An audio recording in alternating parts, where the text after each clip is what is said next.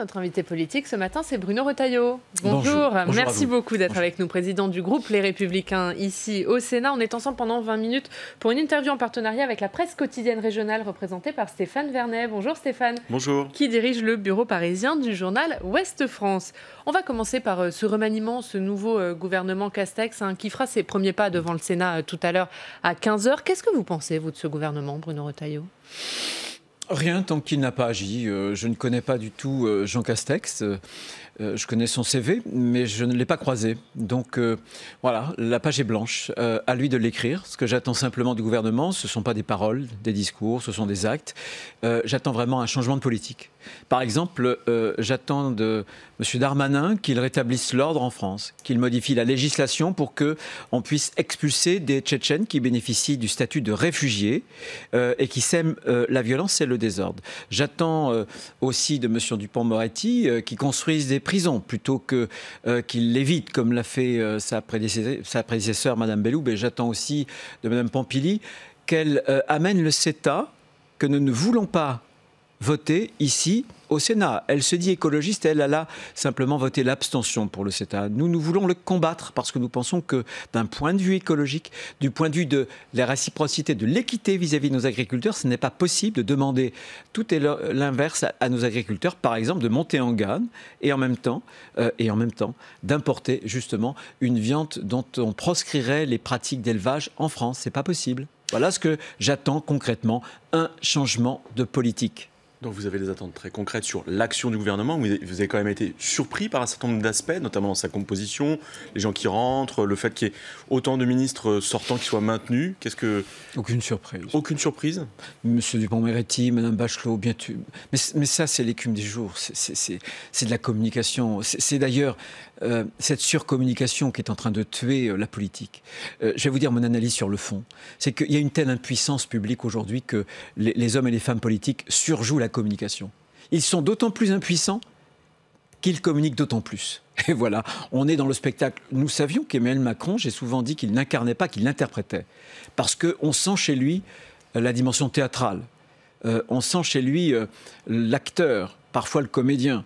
Et là, il s'est transformé en metteur en scène, avec des bêtes de scène sans doute, Mme Bachelot, mais aussi M. Dupond-Moretti. Encore une fois, tout cela, c'est l'écume des jours.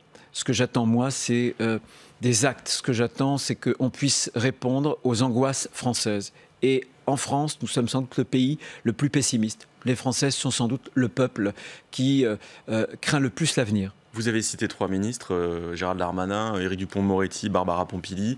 C'est les 3 dont vous allez observer tout particulièrement l'action. Est-ce que vous êtes satisfait de la nomination de Gérald Darmanin à l'intérieur ? Écoutez, ce que je demande à Gérald Darmanin, c'est vraiment de rétablir l'ordre. C'est aussi de soutenir la police, la gendarmerie. C'est aussi de ne pas entrer dans la confusion dans laquelle son prédécesseur... C'est la bonne personnalité pour ça ? Peu importe. J'attends les actes. Moi, j'ai observé et je ne juge pas à la gueule. Voilà, mais on voit quand même que c'est important. C'est important aussi l'incarnation. Est-ce que Christophe Castaner ne pouvait plus incarner ce ministère de l'Intérieur ? Il avait commis d'énormes fautes. Enfin, en parlant de soupçons avérés, c'est un oxymore, une contradiction, en disant qu'en réalité, l'émotion devait être au-dessus de la règle juridique. Mais c'était une erreur fondamentale. En revanche, ce que j'attends de M. Darmanin, c'est aussi qu'il tranche sur ces propos qu'il a prononcés il y a quelques années, lorsqu'il souhaitait, en matière de communautarisme, de religion, un nouveau concordat.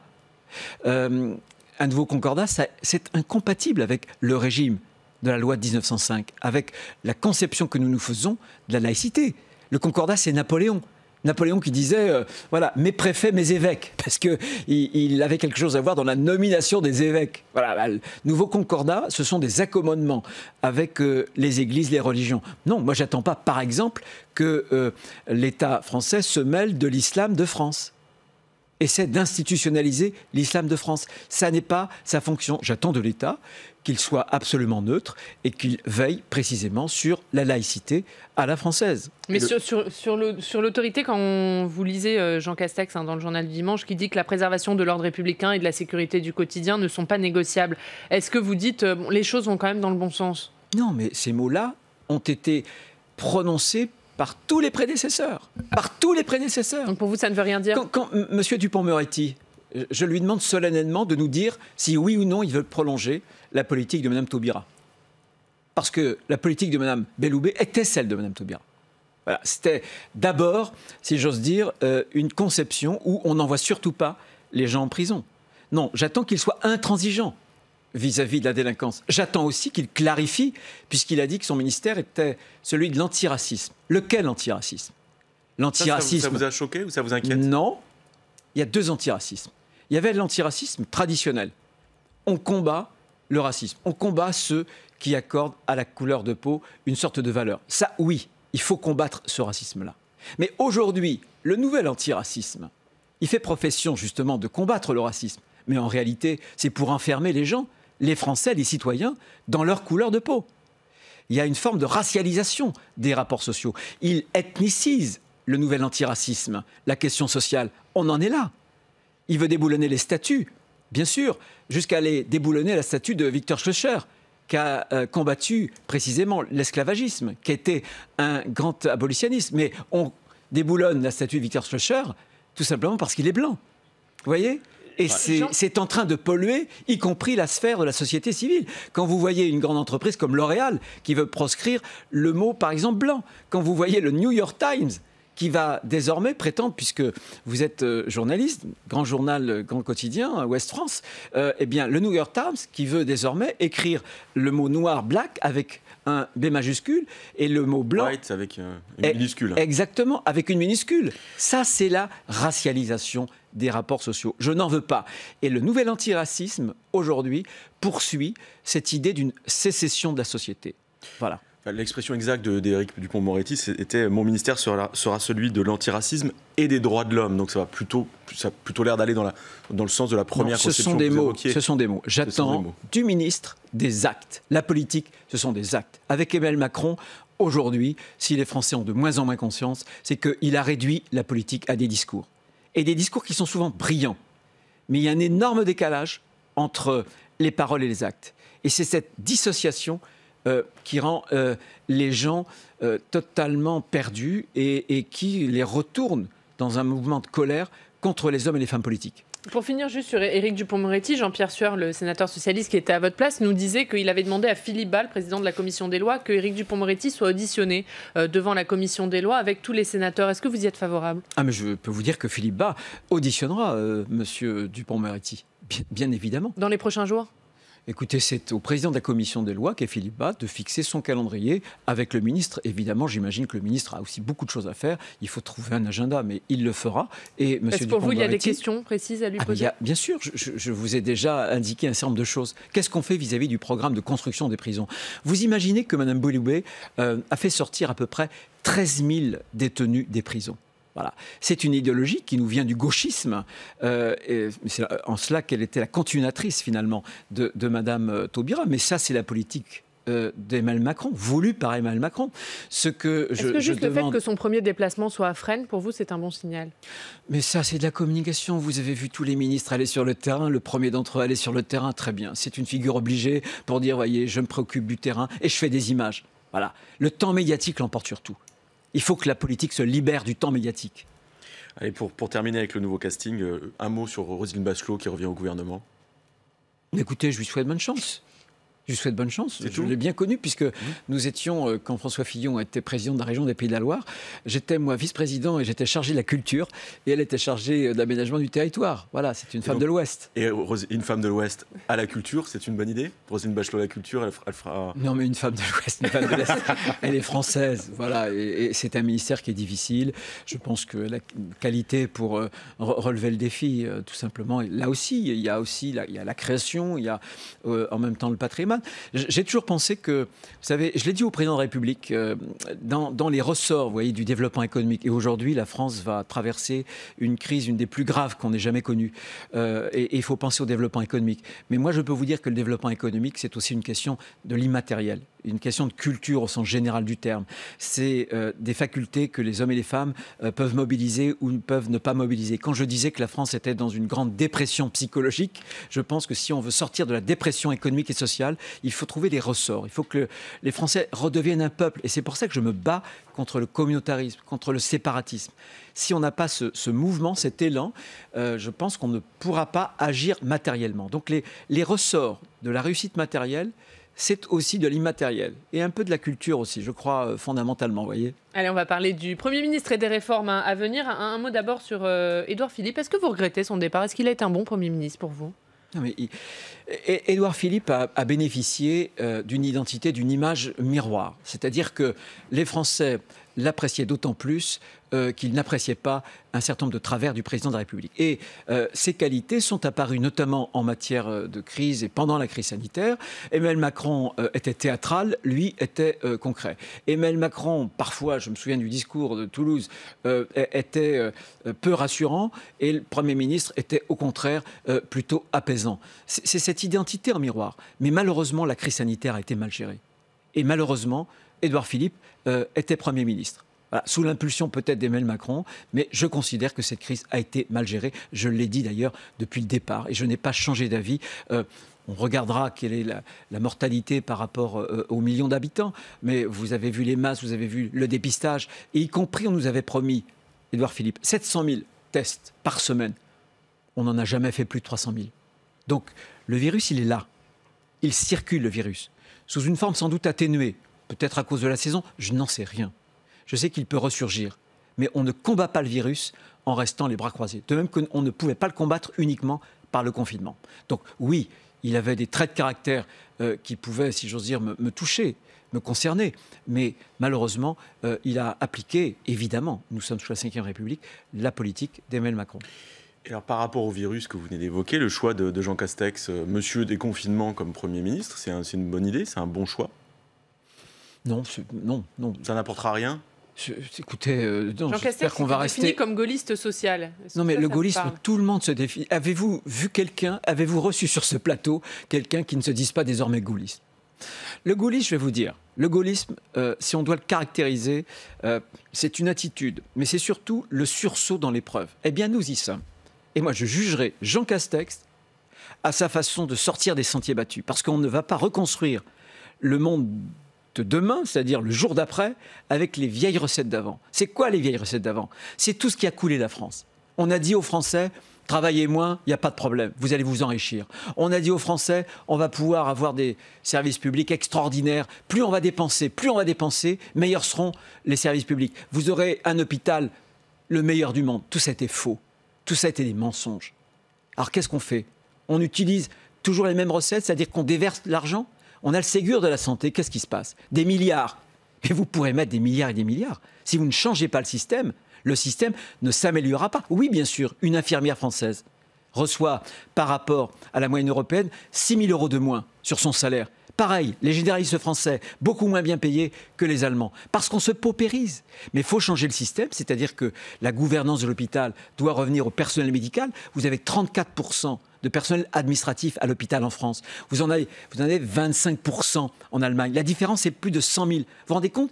S'il est 100 000 administratifs, on en remettait une partie dans le personnel soignant. Un mot sur le Ségur, puisque vous en parlez, les soignants qui demandent une revalorisation. Et Jean Castex qui a annoncé hier qu'il allait augmenter l'enveloppe, qui était de 6 milliards à la base, qui sera de 7,5 milliards. Est-ce que vous dites quand même le gouvernement fait ce qu'il faut? Non. Il faut revaloriser. Mais tant que vous n'aurez pas changé le système fonctionnera mal. Mais sur cette revalorisation, bien sûr, il faut revaloriser. Mais vous déversez de l'argent. Regardez l'éducation nationale.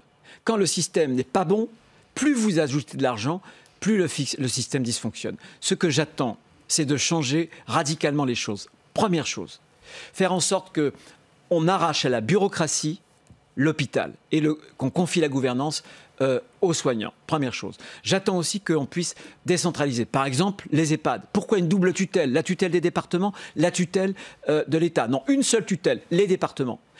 La régionalisation des ARS, etc., etc. J'ai des propositions, nous avons des propositions. Je les ai d'ailleurs remises au président de la République lorsqu'on a déjeuné avec Gérard Larcher, parce que moi, je veux contribuer au relèvement de mon pays. Mais ça n'est certainement pas avec des milliards. Écoutez, la France va ressortir ruinée. Voilà. La vérité, elle est là. Les Français doivent le savoir. Ruinés, nous serons. Qu'est-ce qu'on fait? On dépense toujours plus avec l'argent qu'on n'a pas. Bien sûr qu'il faut revaloriser le personnel soignant, mais si vous ne faites que cela, vous n'améliorez rien du tout. Vous voulez évoquer la décentralisation, la régionalisation au propos de l'hôpital. Jean Castex se définit comme un élu local, il parle beaucoup de territoire. Est-ce qu'une des clés de cette sortie de crise ou de notre avenir commun, elle passe pas justement par une nouvelle donne ou de nouvelles relations entre l'État et les territoires? Et là, est-ce que, encore une fois, ce ne sont que des mots, ou est-ce que vous pensez que c'est la bonne personne pour mener une espèce de, alors pas un Big Bang, mais une vraie transformation en concertation entre l'État et les élus locaux? Édouard Philippe aussi était maire du Havre, hein, donc c'était quand même aussi un élu local. Mais il était peut-être un peu moins souple dans les négociations, dans l'approche. On dit que Jean Castex est un très bon négociateur. Est-ce que c'est vrai, à votre avis? Écoutez, je ne le connais pas, franchement. Je veux pas me... Mais vous avez lu son CV. Je n'en dirais ni du bien ni du mal, parce que ça serait mal de ma part. Voilà, c'est tout. Non, mais vous avez des attentes particulières sur ce point. Bien sûr. Alors, vous avez raison. Qu'est-ce qu'on a vu pendant la crise? C'est que la bureaucratie avait totalement paralysé l'État. Et on a bien vu qu'au contraire, l'initiative locale, qui parvenait à commander justement des masques, c'était les régions, les départements, les villes. Et d'ailleurs, l'État venait nous les piquer, nous les réquisitionner sur les tarmacs. Donc, on voit bien que la crise qu'on traverse, y compris la crise de la démocratie, ça doit être en même temps la solution vers plus de proximité. Pourquoi ? Parce que c'est dans la proximité qu'on rétablit la confiance. La crise française, c'est une crise de confiance dans le politique. Mais le maire est encore un élu dans lequel les Français, pour 75%, ont confiance. Tout simplement parce que ce qui est proche, la proximité, inspire confiance. Et l'éloignement inspire la défiance. Et on a fait tout l'inverse. Avec les grandes régions, les grandes communautés de communes, on a voulu un peu tuer les communes. Eh bien, nous voulons remettre au cœur du village français, la commune. Première chose. La proximité, c'est aussi l'efficacité, je le disais, mais c'est aussi le lien social. Qu'est-ce qui construit le lien social aujourd'hui? De moins en moins l'école, de moins en moins, si j'ose dire, et l'archipel français de votre collègue M. Fourquet l'a montré, on n'a plus ces cadres qui pouvaient être la famille, les grandes associations, les partis politiques, les églises, etc. Mais c'est la proximité qui construit le lien. J'ai une expression, et je dis souvent, le lieu, c'est le lien. Voilà.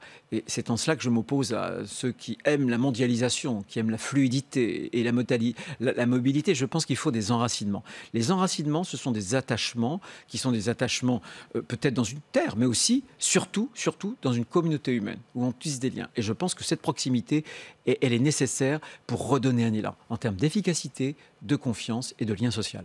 Il y a une réforme que Jean Castex semble prêt à remettre sur la table, ou en tout cas, il va discuter avec les partenaires sociaux dans les prochaines heures, c'est la réforme des retraites. Est-ce que pour vous, il faut la relancer, cette réforme des retraites? Je pense qu'on doit la relancer, parce que là encore, on a les chiffres. On nous avait dit, il n'y a pas de problème d'argent, il n'y a pas de problème de déficit. Avec la crise, on va avoir 30 milliards d'euros de déficit. Si on ne fait rien, ce sont nos aînés, la retraite, les pensions de nos aînés qui seront directement menacées. Je l'ai dit dès le départ, je pense que la grande réforme systémique crée énormément d'inégalités et elle n'était pas maîtrisée, malheureusement, par le gouvernement. Personne ne la maîtrisait. Bien. Donc je pense qu'on peut faire une réforme paramétrique et on ne coupera pas justement au recul de l'âge. Alors, soit on le fait par la durée de la cotisation, c'est assez peu efficace, mais on peut le faire, soit on le fait carrément en disant, voilà, on passe de 62 progressivement, en plusieurs années, à 64 ans. Clairement, il faut relancer une réforme des retraites, mais pas du tout celle imaginée par Emmanuel Macron. C'est clair que non, mais il n'y parviendra pas. Plus de réforme systémique pour vous? Je pense qu'il faut abandonner la réforme systémique, tout simplement parce qu'elle n'était pas maîtrisée et qu'elle générait énormément d'inégalités. La première de ces inégalités, c'est le fait de ne plus prendre, justement, de ne plus calculer la retraite sur les 25 meilleures années, mais sur toute une vie. Les 25 meilleures années, ça permettait à celui qui partait du bas et qui progressait progressivement de valoriser sa retraite. Donc, je pense que cette mobilité sociale, elle est importante. Un mot rapidement, enfin, les questions sur la droite de Stéphane, sur la loi bioéthique. Jean Castex qui a dit hier aux parlementaires qu'il souhaitait que la session parlementaire soit rallongée pour que la loi bioéthique soit adoptée avant l'été. Comment vous l'avez entendu, cette phrase? Je pense qu'il a oublié le Sénat. Je voudrais simplement lui rappeler, alors je lui en veux pas parce qu'il n'est pas parlementaire, je voudrais lui rappeler que le Parlement, pour qu'une loi soit votée, c'est deux chambres. C'est l'Assemblée nationale et puis c'est le Sénat. Et le Sénat aura à connaître de cette loi, je pense, au mois d'octobre. Permettez-moi simplement de vous dire que là encore, il y a un petit problème quand même. Emmanuel Macron nous a dit, moi je retire les textes qui peuvent, blesser la concorde nationale. Là, c'est un texte de discorde, très clairement. Alors qu'on va avoir entre 1 et 2 millions de chômeurs de plus, alors qu'on a des déficits abyssaux, on aura sans doute des désordres sociaux. Qu'est-ce que fait le président de la République? Voilà, il remet sur le chantier la loi bioéthique. Franchement, est-ce que c'était l'urgence? Donc pour vous, il faut la retirer, il ne faut pas qu'elle revienne au Sénat à l'automne? Non, mais ça y est, elle revient à l'Assemblée nationale, donc je suis quasiment certain. Mais c'est un choix qui, une fois de plus, est un choix qui contredit les propres propos du président de la République. C'est le choix de la discorde. Voilà. Est-ce que c'était l'urgence? Non. Alors, est-ce qu'on va... Parce que les députés, à l'époque, avaient voté, vous savez, ce qu'on appelle les chimères. C'est-à-dire, vous prenez un embryon animal et vous mettez des cellules humaines. Et ils le faisaient naître. Et le Conseil d'État avait dit, attention, la zoonose, c'est-à-dire la transmission de maladies entre les animaux et les hommes. C'était ce que l'Assemblée nationale avait déjà voté dans une première lecture. Est-ce qu'elle va revoter ce genre de choses? Est-ce que les Français... Parce qu'on dit la PMA pour toutes, c'est-à-dire sans père, et on oublie tout le reste. Mais tout le reste, c'est lourd. Allez, une question politique pour finir, Stéphane. Oui, une question politique sur l'état de la droite. Les municipales, finalement, ont été plutôt... Le premier tour a été plutôt très bon pour les Républicains, le deuxième, beaucoup moins. Une information chasse l'autre, on parle du remaniement, on oublie ce qui s'est passé. Est-ce que les résultats des municipales sont de nature à relancer les Républicains, notamment pour les élections, les prochaines élections à venir, jusqu'à la perspective de la présidentielle en 2022? Comment est-ce que vous voyez les choses s'enchaîner? Ce que je veux dire, parce que vous parlez des municipales, les municipales, c'était il y a une dizaine de jours, c'est incroyable. Est-ce que le président de la République, d'ailleurs, a tenu compte de la leçon des municipales? Non, je ne vois aucune prise en compte. Les municipales, on a bien vu que le millimélo du en même temps avait été rejeté. Bon, et le remaniement, c'est aussi un autre millimélo. Je pense que, oui, bien sûr, on a fait des bonnes... Alors, évidemment, il y a des pertes symboliques. Bordeaux ou Marseille. Mais partout ailleurs, notamment pour les communes de plus de 20 000 habitants, les élus républicains, avec nos partenaires, nous dirigerons plus de 60% de ces communes de plus de 20 000 habitants. Donc c'est quand même une bon victoire. Résultat. En revanche... Comment il peut se traduire pour la suite? Oui, alors justement, je pense que je ne fais pas partie de ceux qui pensent que la victoire locale prépare une victoire nationale. Vaut mieux quand même des victoires locales. Mais souvent, ce sont nos maires. Un impact positif sur les sénatoriales, déjà. Bien sûr. Alors, sur les sénatoriales, c'est direct, puisque c'est le corps, vous avez raison, c'est le corps des grands électeurs. Mais en revanche, il y a une reconstruction qui passe par une ligne à définir, qu'on n'a toujours pas définie, et aussi un processus de sélection pour qu'on puisse avoir un candidat qui est une incarnation, enfin. Sachant qu'on a des candidats à la candidature? Je constate qu'il y a des candidats qui sont en dehors de LR, comme Xavier Bertrand, comme Valérie Pécresse. Il peut y en avoir à l'intérieur de LR, comme François Baroin, comme votre serviteur ou d'autres. Comment fait-on pour que la primaire ne soit pas le premier tour des présidentielles? C'est la question que je pose et c'est la question à laquelle il va falloir très vite... Vous êtes favorable à une primaire? Je suis. Alors, quelle forme de primaire avoir? Mais je ne veux pas que le premier tour de la présidentielle se transforme en primaire parce qu'alors là, l'élimination est certaine. Et merci beaucoup. Merci Bruno Retailleau d'avoir été notre invité ce matin.